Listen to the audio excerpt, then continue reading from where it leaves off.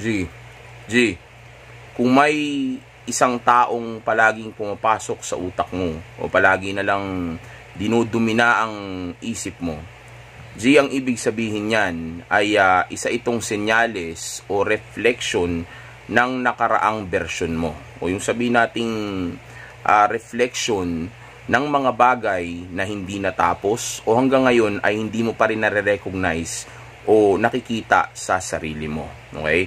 Kumbaga, sa totoo lang, kaya mo naaalala palagi yung ex mo o yung taong nang iwan o nawala sa iyo nung na nakasama mo nitong nakaraan o nung nakaraan nang may relasyon pa kayo, ay hindi naman dahil sa namimiss mo lang siya talaga o dahil dun sa tao, kundi kumbaga kaya mo siya namimiss ay dahil namimiss mo yung dating ikaw na naging version mo nung kasama mo itong babae na ito o itong tao na ito. Like for example, siguro nung magkasama kayo nitong babae na ito, nagagawa niyang i-trigger yung best version mo. Let's say, lagi ka nag-aayos o sabihin nating iniingatan mo palagi yung sarili mo o dahil sa gusto niya ng isang lalaki na may magandang katawan, lagi kang nagpapaganda ng katawan mo. Kumbaga, namomotivate ka niya para maging best version mo. Kaya ngayon, dahil dun sa sitwasyon na iyon, yung ex mo, palagi mo tuloy siyang naaalala. Hindi dahil sa kanya, okay? Hindi dahil dun sa tao, kasi kung iniwanan ka nitong tao na ito, lalo na kung niloko ka niya o sinaktan ka niya, then imposible na, of course, logical para sa atin na mahalin pa rin yung ganong klaseng tao. Diba? Kumaga, wala namang sense, di ba? Para mahalin mo pa yun. Kinalimutan ka na niya, iniwan ka na niya, pinagpalit ka niya, niloko ka niya. So, walang sense, di ba? Hindi siya nagme-make sense para mahalin mo pa rin siya, para asamin mo pa rin na gustuhin siya o maging kayo ulit, di ba?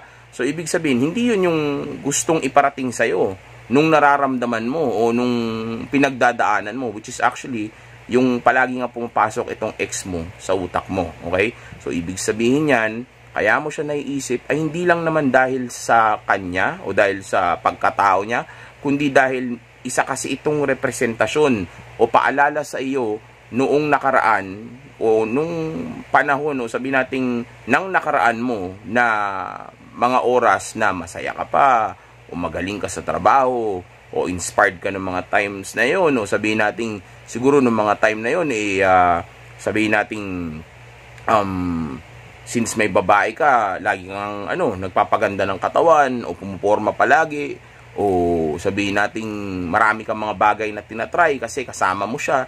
Pero ngayon na nawala na siya, since hindi na ganun yung lifestyle mo o hindi na ganun yung uri ng pamumuhay na mayroon ka o pati mindset na rin, then of course, mamimiss mo talaga yun o ipapaalala talaga sa iyo ng utak mo yung mga panahon na iyon. And unfortunately, since yung babae mo ang nagtitrigger sa iyo ng mga pakiramdam na iyon o nung pagiging ganun mo nung mga panahon na iyon, then of course yung babae mo ang ipapaalala sa iyo ng utak mo.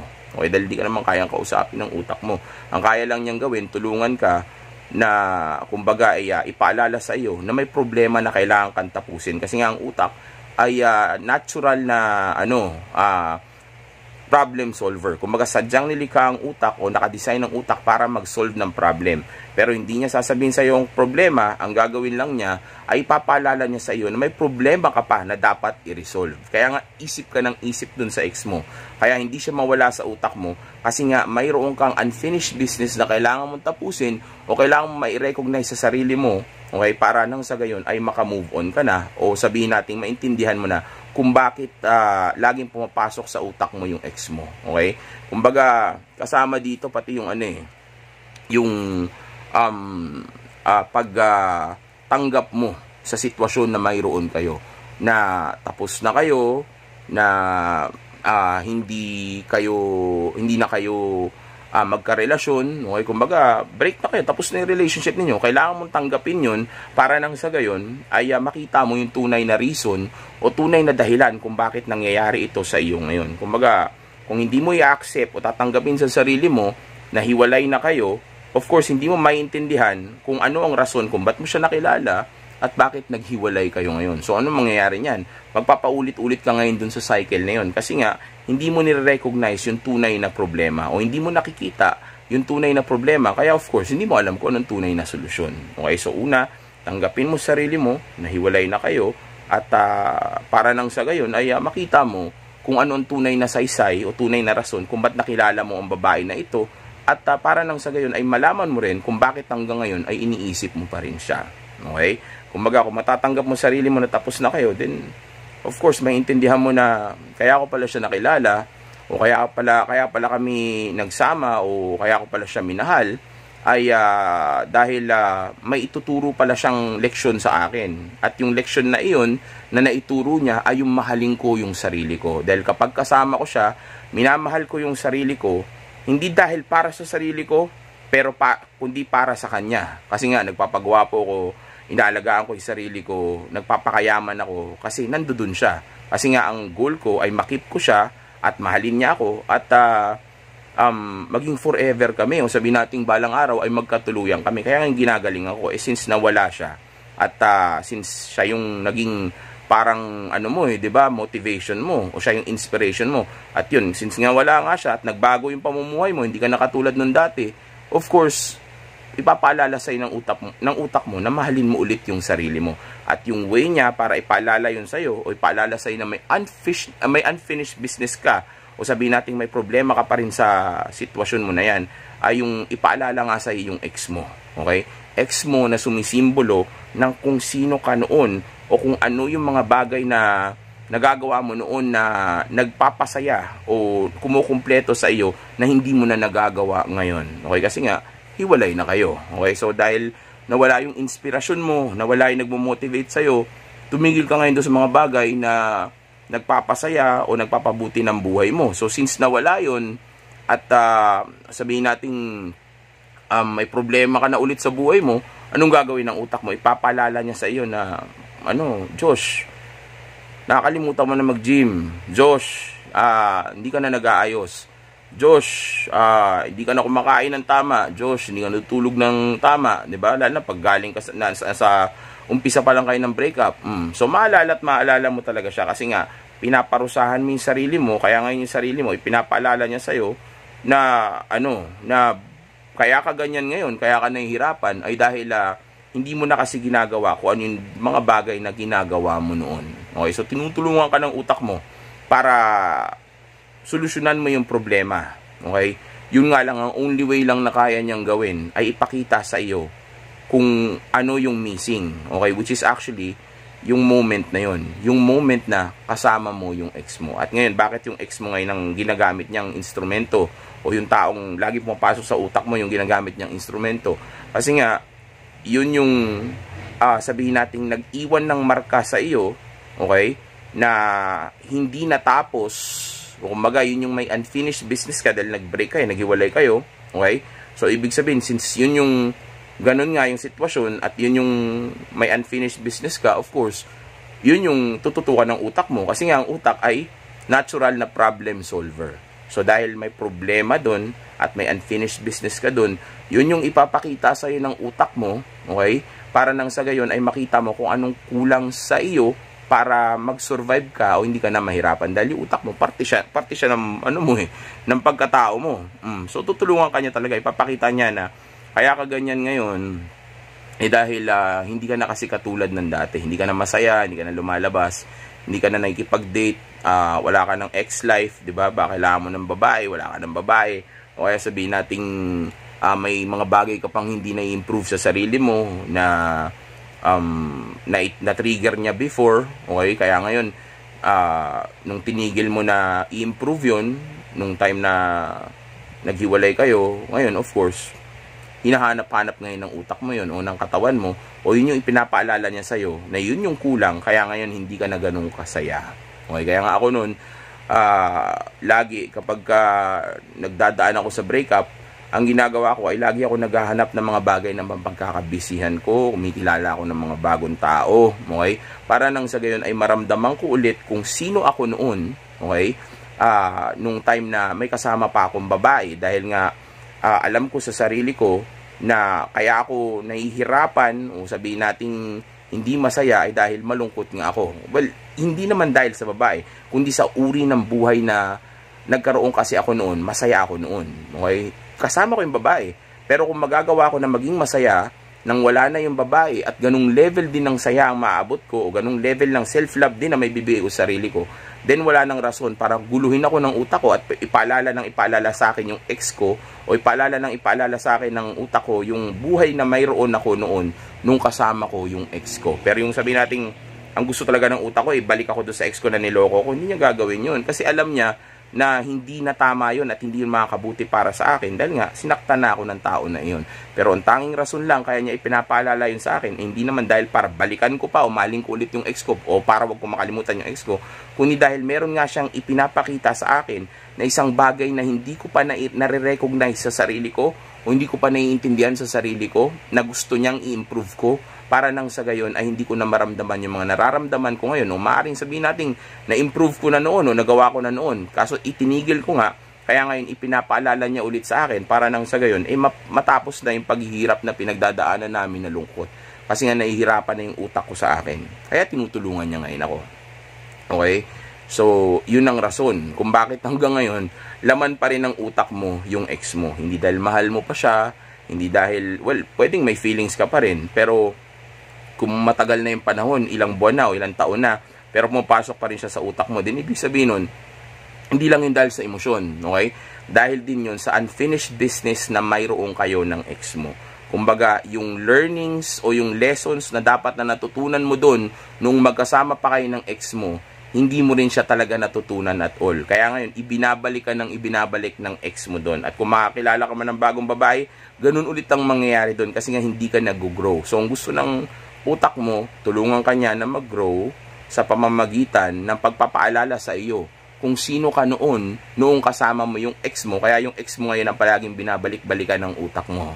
Okay, yung mga nangyari sa inyo noon, yung mga magaganda at hindi magaganda. Okay, dahil nga, nung moment na yun, gustong ipaalala sa iyo ng utak mo na okay ka naman noong kasama mo yung ex mo. Okay? Yun nga lang, since wala na yung ex mo ngayon, magpapatuloy ka lang kung sino ka nung time na inspired ka at sobrang motivated ka dahil sa ex mo. Okay? Tapos mas gagalingan mo lang ngayon, kumbaga tatanggapin mo lang na wala na siya, na kaya mo naman mag-isa. Okay? Na hindi mo naman talaga kailangan ng ex mo para maka-move on ka o para maging masaya ka. Kundi ang kailangan mo lang gawin is i-recognize yung tamang sitwasyon, kung ano na talaga kayo ngayon, okay? Tapos alamin kung ano yung lesson na, kumbaga, naibigay ng ex mo noong naghiwalay kayo o noong magkasama pa kayo. Okay? Kumbaga, ibalik mo lang yung sarili mo doon sa moment na yun. Kung saan ay hindi mo nararamdaman itong mga pakiramdam na ito o hindi ka pa nahihirapan, okay? Tapos i-improve mo pa. Okay? So kung malungkot ka ngayon at masaya ka dati nung kasama mo yung ex mo, din alam mo na kung anong missing. Kailangan mo lang ulit maging masaya. Okay? Kailangan mo lang ulit maging katulad ka noon. Baka kulang na yung self-love. Hindi ka na nag-gym. Di ba dati siguro nag-gym ka, ngayon pinapabayaan mo na yung sarili mo, o sabihin natin hindi ka na lumalabas palagi. So syempre mababato ka, malulungkot ka, dahil hindi na katulad ng dati yung lifestyle mo. So, papasok talaga sa utak mo ulit yung ex mo. Kasi nga, hindi ka na masaya. Since yung ex mo din ang nagpapasaya sa'yo noon, o sabihin natin nagre-release ng dopamine sa utak mo, din natural, papasok talaga sa utak mo yan dahil nga, malungkot ka. So, parang sinasabi din ng utak mo sa'yo na,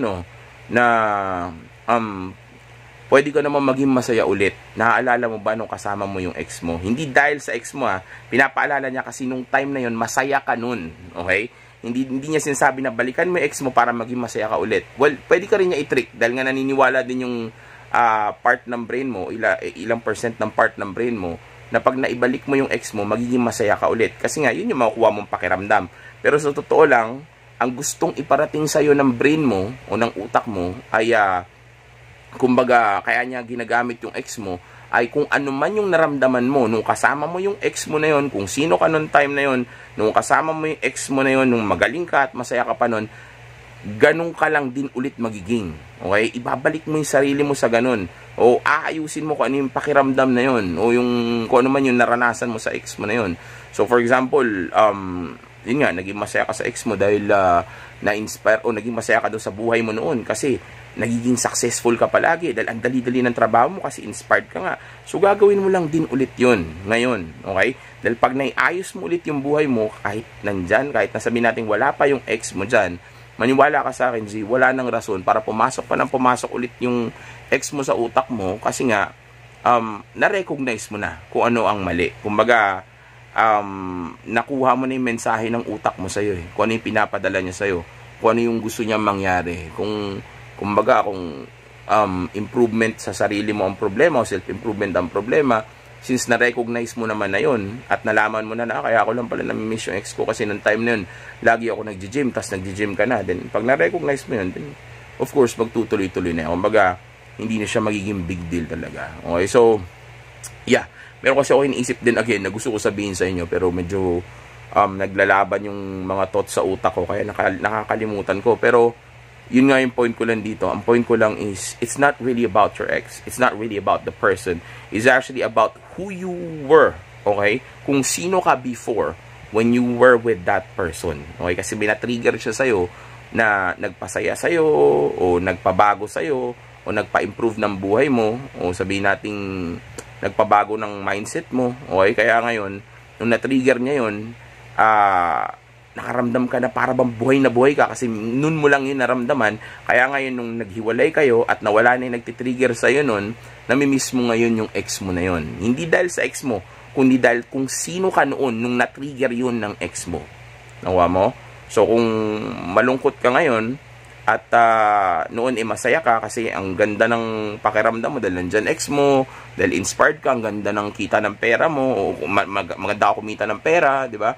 O successful ka ng mga time na yun, then yun lang ang gagawin mo ulit. Kumbaga, ibalik mo yung sarili mo sa kung sino ka noon, kung paano ka mag-isip, o kung paano mo mahalin yung sarili mo, o kung paano mo kung ano yung ginagawa mo sa sarili mo, okay? Para nang sa gayon ay sabihin natin, yun nga, maranasan mo ulit yung bagay na nararanasan mo noon para hindi na ipaalala sa ng utak mo kung ano yung nakaraan mo. Kung magagamit yung ex mo ng representation nga ng nakaraan mo. Okay, ganun yun. Kumbaga, it's not really about the person, it's not the ex, hindi yung tao, kundi kung sino ka noon. Tandaan mo, kaya mo lang naman minahal o kaya mo rin sinama sa buhay mo itong tao na ito ay dahil para sa iyo. Okay? Tandaan mo, para sa iyo, hindi para sa kanya. You don't really care about that person. Trust me, you don't really care about the person. The only reason why you care for that person is just because he made you feel alive. Okay? O she made you feel alive. Nagawa niyang makaramdam ka na buhay ka. So ngayon, kung nawala nga siya, then of course, mawawala naman yung trigger na yun. Ngayon, pag nawala yung trigger na yun, pakiramdam mo parang patay ka na naman, wala na namang kwenta buhay mo, dahil nga, wala na ulit yung trigger na yun. Pero kung magagawa mo, i-trigger yun sa sarili mo, o may ibang tao makakapag-trigger nun ulit sa'yo, makakalimutan mo na yung ex mo. Okay? Dahil nga kung matitrigger niya ulit yun, at babalik ka na ulit sa dating ikaw, at naging masaya ka sa kung sino ka noon, nung kasama mo yung ex mo na yun, then wala nang rason para maalala mo pa ulit yung ex mo kasi nakuha mo na finally yung mensahe kung ba't mo nakilala ang tao na ito at kung bakit naghiwalay kayo. Okay? Tanda mo, lahat na nangyayari sa buhay natin ay may rason o may dahilan. Okay? At lahat ng mga nangyayari na iyan, na dahilan at rason na na-encounter mo, ay para sa ikabubuti ng buhay mo. Okay? So, kung para sa ikabubuti ng buhay mo lahat ng nangyayari sa mundo, then kahit na minsan parang ang sama o ang dark na nang nangyari sa iyo at ang sakit-sakit na, alamin mo pa rin kung ano yung lesson nito. Dahil again, lahat ng ito ay may dahilan. So, hindi porki nakilala mo yung ex mo at naging masaya ka ng sobra, tas naghiwalay kayo, ang iisipin mo na kagad, wala ng Diyos o hindi ka mahal ng Diyos o unfair yung nangyari o hindi tama yung nangyari. Tandaan mo, lahat ng bagay na nangyayari sa atin ay may dahilan. Okay, lahat yan ay may rason kung ba't nangyari yan o ginawa sa atin yan ng Diyos. So, kaya mo nakilala yung ex mo ay para mag-grow ka. Okay, so ibig sabihin, tinrigger nga niya yung maybe maturity mo, okay? Dahil nga, maybe dahil matagal ka nang immature, di ba? Kasi hindi mo ma-improve. Tapos yung ex mong nakapagpa-improve nito sa'yo, syempre, ang saya mo, di ba? Iba yung pakiramdam mo, buhay na buhay ka. Nawala ngayon siya. So, magiging immature ka na naman ngayon, di ba? Hindi ka na naman mag-aayos, hindi ka na naman mag-iisip ng tama, gagawa ka na naman ng mga kalokohan. So, ano mangyayari ngayon? Of course, hindi ka na katulad nun dati. So, hindi ka maging katulad ng dati at masaya o kontento ka sa kung sino ka noon, din hahanapin talaga ng utak mo yun. Okay? At kung ex mo yung trigger nun, ex mo palagi ang maaalala mo. Kasi papaalala sa'yo ng utak mo yun na okay naman tayo dati. Anong ginagawa mo ngayon, master? Tigil mo na to, master. Balik tayo sa kung sino tayo dati. Hindi ka babalik sa ex mo. Babalik ka lang sa kung sino ka noon, tapos dadagdagan mo ng mas improvement o ng mas marami pang improvement ngayon. Okay? Mas gagalingan mo pa dahil syempre nare-recognize mo na eh, 'di ba? Parang ako noon, kaya ko lang pala iniisip palagi yung ex ko, o kaya ko lang pala gusto ibalik yung ex ko kasi hindi ako masaya. 'Di ba? Kasi hindi ko gusto yung trabaho ko. Kasi hindi pa ako nakakilala ng bagong babae na pwede ko i-date. O sabihin natin kasi siguro, kasi nga hindi tinatamad ako mag-workout. Pero nung nag-workout na ako ulit, tapos nakita kong gumanda ulit yung katawan ko, tapos nakakapag-date na ako ulit ng bagong babae, tapos sabihin natin, ganado na ako ulit, tapos nag-start na ako sa purpose ko, o sabihin na, actually not my purpose pa nun, bagong trabaho lang na inumpisahan ko, at negosyo lang na inumpisahan ko, doon pa lang, nung inumpisahan ko yun, tapos naibalik ko na ulit sa kung sino ako noon, at napasaya ko na ulit ang sarili ko, tapos ang focus ko na ulit is yung self-love at self-improvement. Wala na, hindi ko na pupasok pa rin sa utak ko yung ex ko, pero hindi na palagi noong mga times na yun. Hindi na palagi, kasi wala nang pinapaalala sa akin yung utak ko na mahalin ko pa ulit yung kumbaga, wala na ulit ipinapaalala sa akin yung utak ko na nagfe-fail ako para mahalin ko yung sarili ko. Okay, wala nang ganun. Kumbaga, hindi ko na kailangan yung ex ko para maging simbolo pa siya ulit ng bagay na hindi ko ginagawa sa sarili ko. Okay, o yung kulang sa sarili ko. Kumbaga, nakakaramdam na ako ng pagiging kumpleto. Kasi nga, naiintindihan ko na kung anong kulang sa akin na nagawa ng ex ko. Kaya nakumpleto ako noong time na kasama ko siya. Kaya iba, di ba, sabi nila, ikaw lang ko kumpleto sa akin na nawala ka, parang may nawalang malaki sa akin. Totoo yun. Talagang may mawawalang malaking parte ng buhay ninyo kapag nawala yung ex ninyo, dahil yung ex nyo na yun ang nag-trigger ng isang bagay sa sarili o sa utak ninyo. For example, napatapang ka niya, napatalino ka niya, napa-improve ka niya, di ba? Nag-mature ka dahil sa kanya. So, dahil na-trigger niya yun, then, yeah, of course, magiging parte talaga siya ng buhay mo. Kaya pag nawala siya, ang feeling mo, para bang may nawalang malaking parte sa buhay mo. Kasi nga siya ay naka-trigger nun. Pero kung marirecognize mo o may isip mo kung ano yung mga bagay na iyon at magagawa mo i-trigger yun sa sarili mo, then of course, wala na tayong problema. Hindi mo na kailangan ng ex mo kasi nga yung ex mo, nagdaan lang naman siya dyan para pagbutihin ang buhay mo o mahalin mo ang sarili mo at matutunan mo na ayusin ang buhay mo o sabihin natin improve ang buhay mo ng consistently. O yung kumbaga, huwag ka kasing pahintuhin to o sabihin natin baka noon pa gusto mo na magpaganda ng katawan kaso hindi mo ginagawa, pero nakilala mo ex mo, na-motivate ka niya, na-trigger ka niya, naging masaya ka kasi nagawa mo yun. Kaso nawala yung ex mo. O ngayon, nung nawala ex mo, balik ka ulit sa dati. Hindi mo na ulit pinapaganda yung katawan mo, so hindi ka na ulit masaya. Pero ito, pwede rin kaya mo iniisip yung ex mo palagi o hindi ka maka-let go, hindi mo siya ma-let go, ay dahil may mga traits o kaugalian o mga bagay na mayroon siya na wala sa iyo, kaya paulit-ulit kang nanunumbalik doon. So, ngayon iniisip mo na para magkaroon ka ng bagay na iyon, kailangan mo ngayon siya. Like for example, maybe yung confidence niya, yung pagiging malaya niya, o yung personality niya, yun yung bagay na wala ka. Kaya ngayon, ang gusto mo, o nag-aasam ka pa rin na maibalik siya, o gusto mo pa rin siyang ibalik, kasi nga, ang pakiramdam mo, o paniniwala mo, kung maibabalik mo siya, magkakaroon ka ng mga bagay na mayroon siya na wala sa buhay mo. Like for example, kung duwag ka o mahina ang loob mo, yung ex mo malakas ang loob. So ngayon, iniisip mo, pag nandiyan siya, lalakas ulit yung loob mo. Which is actually wrong. Dahil kaya mo naman palakasin yung loob mo, kaya mo naman pataasin yung self-esteem mo, yung confidence mo, kahit na wala pa yung ex mo dyan. O kahit na hindi pa manggagaling ito sa kanya. So, ibig sabihin, lahat to ay umiikot sa iyo, hindi sa tao na iyon. Maniwala kayo sa akin, okay? Dahil may times pa nga, kaya mo rin iniisip yung ex mo, dahil sabihin nating may past ka siguro na nagawa rin ng ex mo, kaya ngayon patuloy sila nagpapaalala sa iyo, o sino yung huling ex mo na nakarelasyon mo, na nangyari ulit sa kanya yung nangyari sa nakaraan mo, siya ngayon yung maalala mo. Kasi nga yung scar o yung nakaraan na yun o yung experience na yun, hanggang ngayon hindi pa rin natatapos. Kumbaga, yung unfinished business nga. Kumbaga, hindi pa siya nag-heal. Kumbaga, kung noon, niloko ka nung ex mo, tapos itong nakilala mong bago ay niloko ka na naman. So, ngayon, isip-isipin mo talaga siya. Dahil nga, merong isang bagay na hindi mo pa tinatapos sa sarili mo. At ito ay walang iba, kundi yung pag-accept mo sa kung ano ang babae. Okay, o yung pasok ka ng pasok sa relationship. O sabihin nating, hanggang ngayon, iba pa rin kung tingnan mo sila o hindi mo pa rin inaayos yung game mo, yung knowledge mo sa female nature o yung emotional intelligence mo, hindi pa rin na gagawang i-match sa sitwasyon mo. Okay, so dahil meron kang sugat sa nakaraan na hanggang ngayon hindi naghihilom, so kung sino yung mga bago makikilala mong babae at gagawin pa rin nila ito sa iyo, ang mangyari niya kung sino yung huli, yun lagi yung papasok sa utak mo. Kasi nga ipinapaalala ng utak mo na mayroon kang isang bagay na kailangan ayusin sa sarili mo para mas maging maayos ka. Kumbaga, para maging maayos tayo, makasurvive tayo. Hindi tayo nahihirapan ng ganito. Boss, baka pwedeng resolbahin na muna natin yung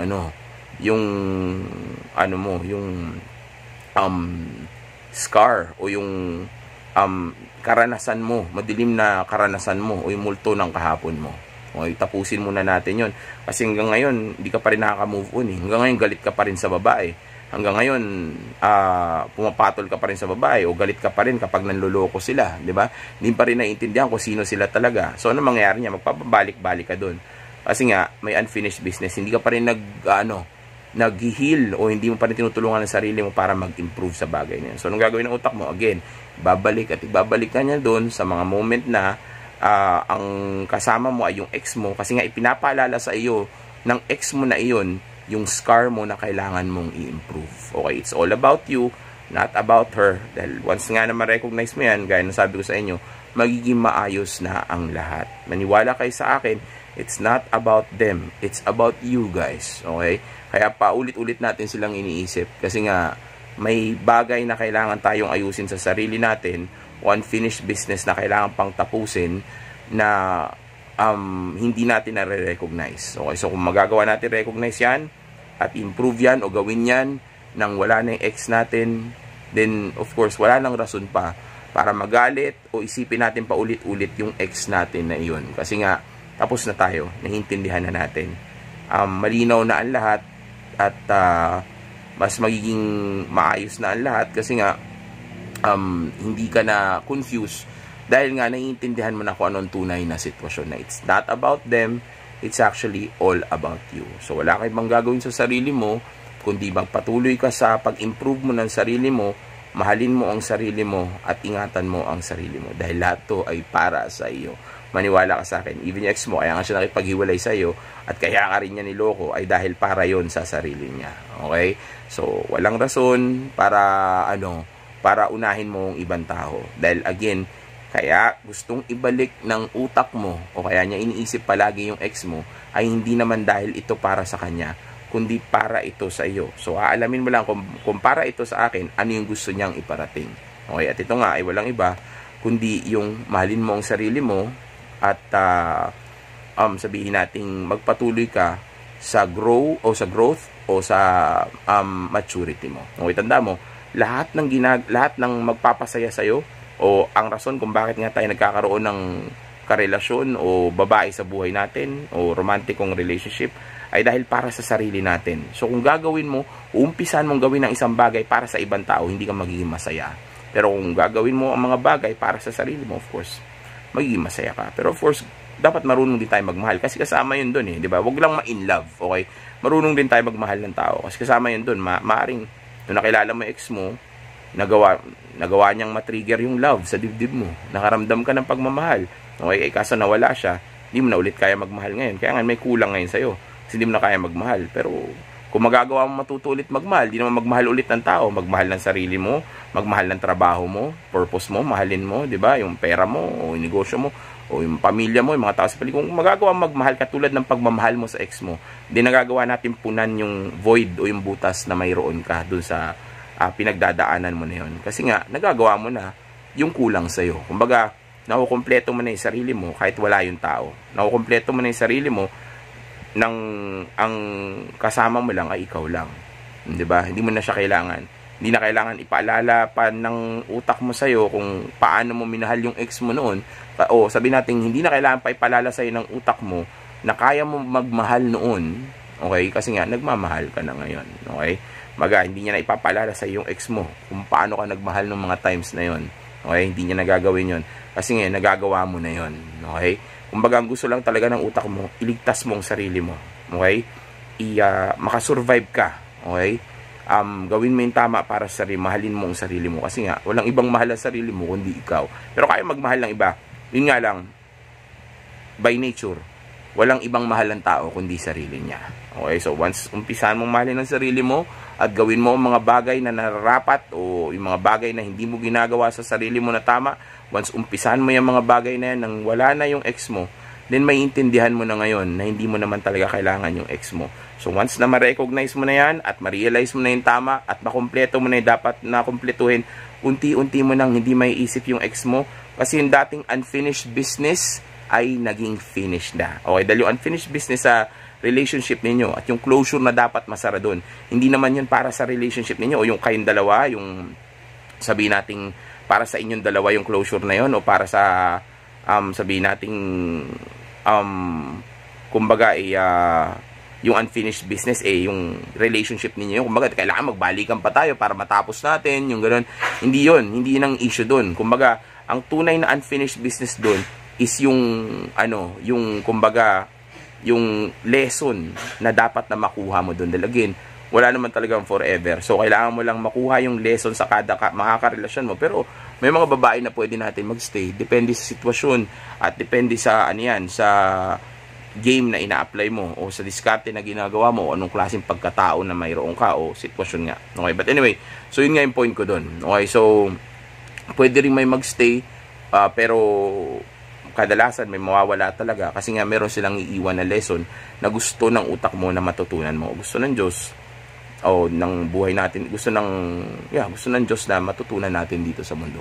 Kumbaga habang nabubuhay pa tayo.